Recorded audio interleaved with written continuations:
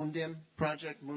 Mundim project has expressed support for many of the items that we have mentioned. There's also the European Climate Alliance, which is discussing ways to reduce emissions through another way to approach the issue, such as an indigenous red.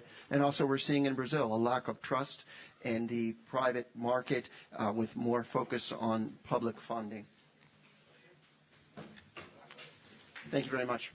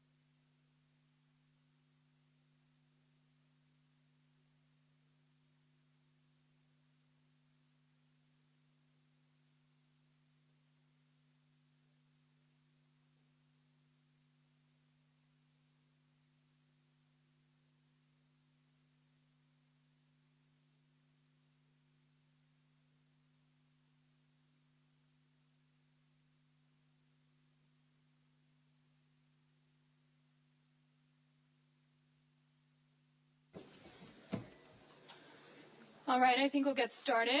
Welcome, everyone, to the Daily Climate Action Network International press briefing.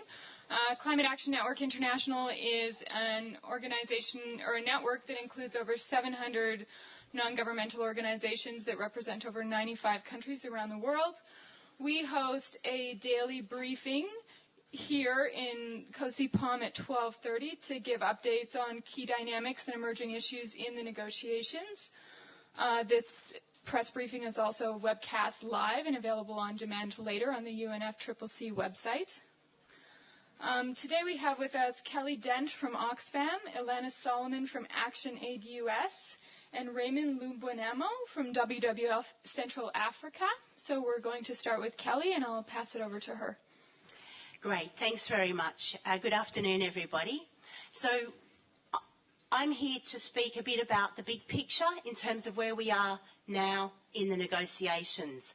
But before I do that, I'd just like to remind people that the big picture is actually about people. So what we are seeing is people from around the world wanting action on climate change. From the Occupy the Wall Street movement through to women farmers in South Africa and indeed across the African continent who want to feed their families. So when we talk about the big picture, we're talking about people. We also are talking about the need for money. We need money to help poor countries embark on low-carbon pathways to development and also to assist with adaptation. Now, those figures vary enormously.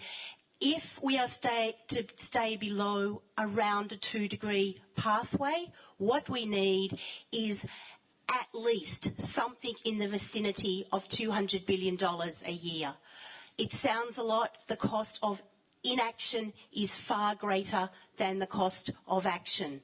We are currently on a pathway that is much higher, which means the cost is likely to be greater.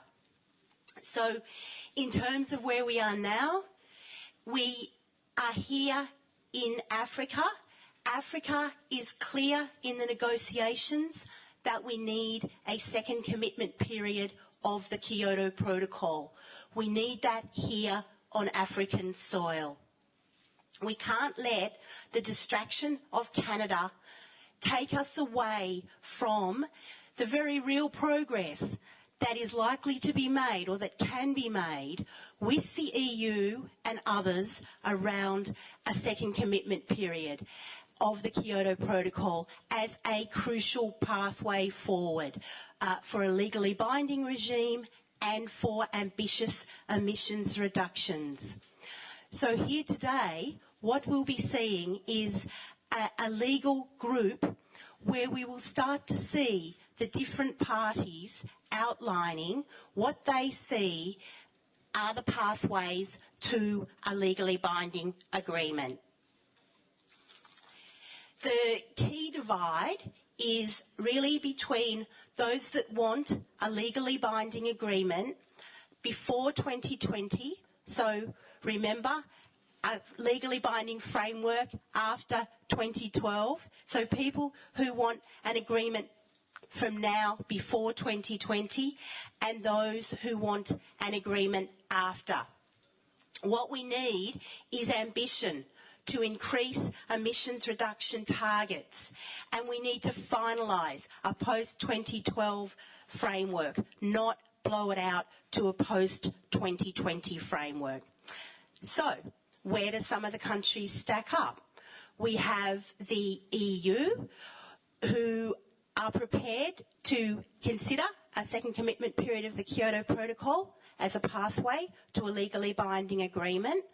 They have slight differences as to whether that commitment period should be 5 years or 8 years.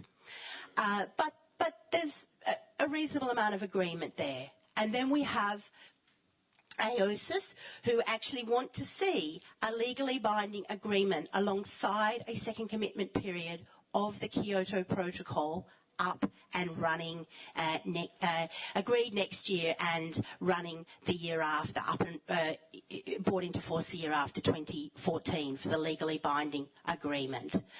So that's a little bit of the state of play in terms of where we're at with the different countries.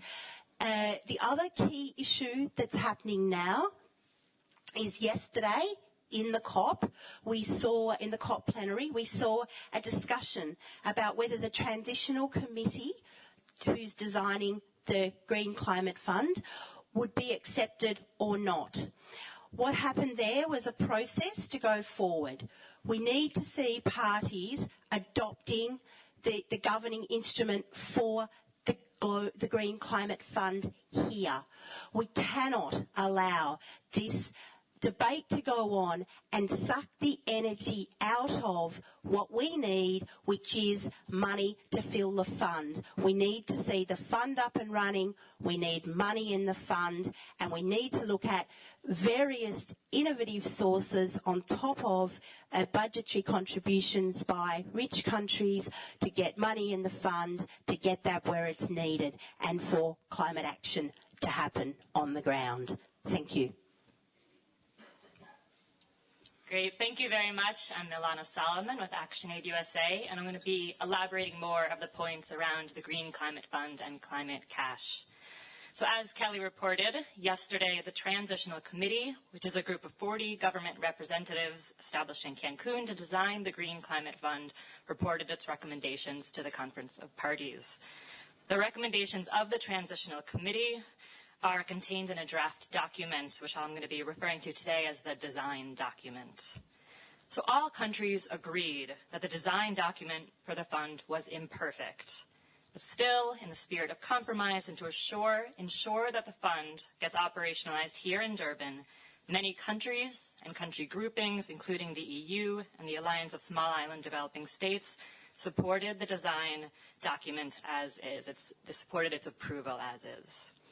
As expected, the United States, which blocked consensus on approving the design document at the final meeting of the Transitional Committee in October, reiterated that it has a number of concerns that still need to be addressed. A number of other countries, including Egypt, Nigeria, Saudi Arabia, and Venezuela, speaking on behalf of ALBA, also listed concerns, although their concerns were quite different from the concerns of the United States, and included, for example, a call for a closer relationship between the fund and the Conference of Parties, and a potentially tighter rules around how the private sector can invest in their countries. The concerns raised by countries are real, they are important, and steps must be taken to try to address those.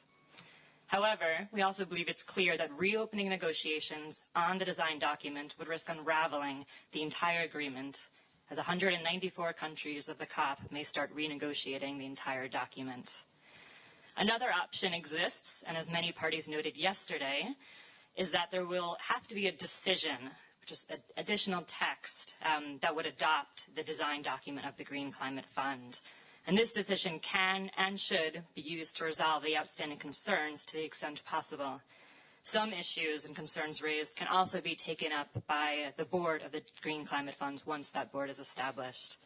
But I just want to reiterate and make one thing clear, which is that all countries agreed that the Green Climate Fund must be operationalized in Durban. And a truly open and transparent process will help ensure that a fund which truly meets the needs of poor countries impacted by climate change gets established. Finally, I just want to note that it is essential to move along discussions on the Green Climate Fund at the same time as moving along discussions on how to fill the fund. The best designed fund in the world is meaningless if it becomes an empty vault. Yesterday also saw discussions on the prospects for developed countries to live up to their commitment to generate $100 billion per year by 2020. We know that financially times are tough and budgets are tight, but the truth is rich countries can afford to raise the climate cash that they've promised. In fact, even according to the World Bank, it's actually 7 times cheaper to invest now rather than mobilize emergency relief and pay for cleanup costs later. Numerous options, such as levies in the shipping and aviation sector, a tiny tax on financial transactions, the redirection of fossil fuel subsidies in developed countries, or use of IMF special drawing rights can help meet the $100 billion commitment. A decision in Durban to establish a 1-year work plan to address these and other options is essential for moving forward this conversation. Thank you. Thank you. I was expecting to speak the last, but thanks. I'm from Africa. I'm from Central Africa, at the heart of the forest. And I'm here to speak on behalf of the African countries. Africa, for the past centuries, has never been part to any of the big meetings that took place for it and in its name. For instance, the Berlin meeting that divided Africa, Africa wasn't there. For the first time, we are here. We are here, and this is taking place on our soil, and we try to do what we can to make a difference. So many things are happening, and we are trying to do our best to make sure that the second commitment is reached for the Kyoto Protocol, because for us, a lot is riding on this. Lake Chad has dried off. The Ubangi River is no longer navigable all year round. I can go on and on citing things that are happening in Africa. Madagascar is experiencing strong winds that are not abating for over months. And these are real things that we are experiencing. Maybe in your neck of the woods, you don't have these problems. We do have this problem already. So we are the victims of climate change that we didn't cause. Africa is trying to pull its weight. It has proposed a lot of things. For instance, we have suggested that in the coming proposition, we see that things like climate fund reach a satisfactory decision that will help Africa move along with its commitment towards the world in terms of REDD, in terms of forest conservation, and etc. In this negotiation, African countries have played a very important role in protecting the rules of climate treaty so that we reach this second commitment. Yesterday, the African countries have supported the Transitional Committee, the draft text, with the hope that the Green Climate Fund doesn't die here in Africa. We don't want to be the burial ground for this treaty. We also supported a draft. We actually submitted proposals on LULUCFs and also on AAUs. I don't know how to elaborate on this, but you guys know what I'm talking about. And we have a lot of experts that can deal with this issue in the room. And I think I'll stop there. Thank you. Thank you very much to our panelists. I'll now invite questions from the audience. Yes. And yes, please wait for the mic for purposes of the webcast. Elaine Mills from Argus Media in London. I was just wondering, what is the next step with the climate fund, the transitional, the draft text under discussion? How likely is it that it will be reopened, and when will we know? Great, thank you. So the conclusion from the discussion yesterday was that South Africa, as the chair, will conduct informals in an open and transparent manner. A number of countries asked for more specification about exactly what informals in an open and transparent manner means, and there wasn't a lot of clarity offered. So we know that the president is going to be reaching out to different countries. We hope that that will take place in a way where all countries are invited to the table to air their concerns, but there's no definitive process and timeline that's been announced. But as I said, I think it's very encouraging, at least, that countries did, even countries with concerns, reiterated the need to operationalize the fund here in Durban, and we think that's absolutely still an essential and likely outcome. The U.S. did not lay out their concerns. They noted that they have concerns that need to be addressed. We can assume that those concerns are the same ones that they have been reiterating, and those include, for example, looking for a looser relationship between the COP and the fund. They have concerns that the rules revolving around the private sector are actually too strict, whereas developing countries think they're too loose. They also, for example, can interpret the text, one piece of the draft document, as preventing developing countries to contribute to the fund, and I think that's problematic. I would just note the irony there that they're really concerned about developing countries being able to contribute to the fund at a time when developed countries have lacked so much ambition and progress on that piece of the finance puzzle. Other questions?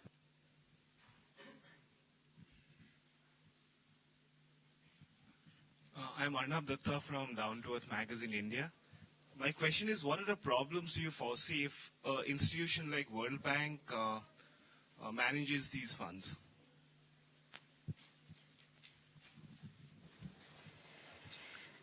Thanks very much for that question. So the role of the World Bank in climate finance and in administering different climate funds has been very contentious. Some are quite worried about the role of the World Bank because of its history of investing in dirty fossil fuel projects and a poor history of implementing social and environmental safeguards and involving communities in its decisions around funding. I would note that the Green Climate Fund is not a World Bank fund, and I think it's a significant win of developing countries that it's not a World Bank fund. It will have an independent secretariat. Where that secretariat is housed, we still don't know. The World Bank's role is as interim trustee. And there's still more specificity to define what that means. But with a narrow definition for a trustee that holds and manages the money, I think the role of the World Bank can be quite contained. But that's another issue that the board will have to elaborate.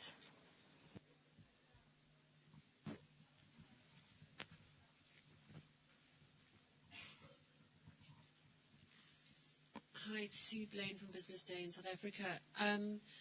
I've heard from Greenpeace that there's a fight developing over the aviation tax proposed. Do you know anything about that? Is that something that you're aware of?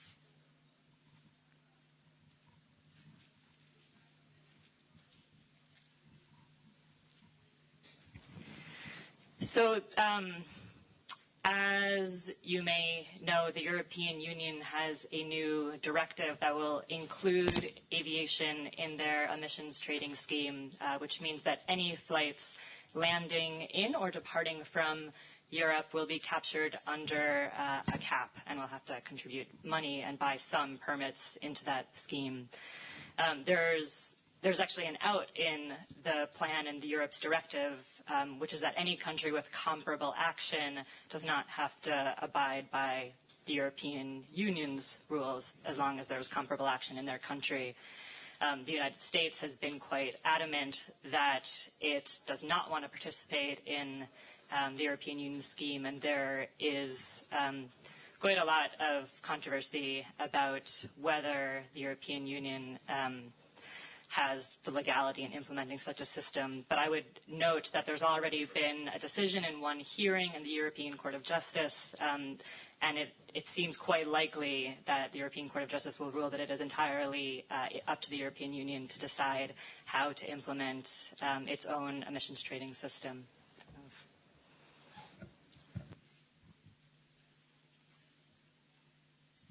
Thank you. Could you be a bit more clear about your Can you please, reading state your name and outlet? Yes. Andre Leroux, Media 24 in South Africa. Could you be a bit more clear about how you envisage, or how do you think this institution that will govern the climate fund, how that will be constituted and panned out, and how the board that you're referring to could be constituted? Thank you very much. Sure. So I mentioned that there's a decision that has to surround this instrument. So right now the Transitional Committee made a report, and the report somehow, if it's going to be adopted in Durban, it will need to have some kind of preambular text to establish it and lay out some of the next steps. And in that preambular text, in that decision, is how we'll see more clarity on directing country groupings to nominate their board members. It can set a first date for the meeting of the board, and can lay out other factors such as the number of meetings. So assuming we'll see that decision here in Durban, that will lay out the contours of the next steps on how the board gets established in its first meeting. I think we have time to take one more question.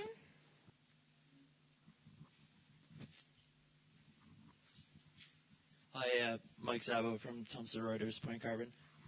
I read that the African group has tabled a proposal regarding AAUs, that 1% of I think it's 1% of the total allocation for CP1 be allowed to be carried over to a second commitment period, and then this 50% of the sale revenues from that would be contributed to the adaptation fund. I'm just wondering what the reaction has been to that, and if you expect any progress in this area. I'm going to actually invite you to speak with me out in the hall. We have an expert on who's been following this policy closely, who unfortunately couldn't be on the panel today, but we'd be happy to connect you with them. Thank you. So I think we'll wrap up there. Our panelists will be mingling outside for a few minutes after if you have further questions for them. a couple of reminders. Climate Action Network International also hosts the Fossil of the Day Awards at 6 p.m. at the Canon International booth in the DEC. So hopefully we'll have some of you out there. Any other relevant material or communications from us can be found on our website at climatenetwork.org. And we will be back here the same time tomorrow. So thank you very much.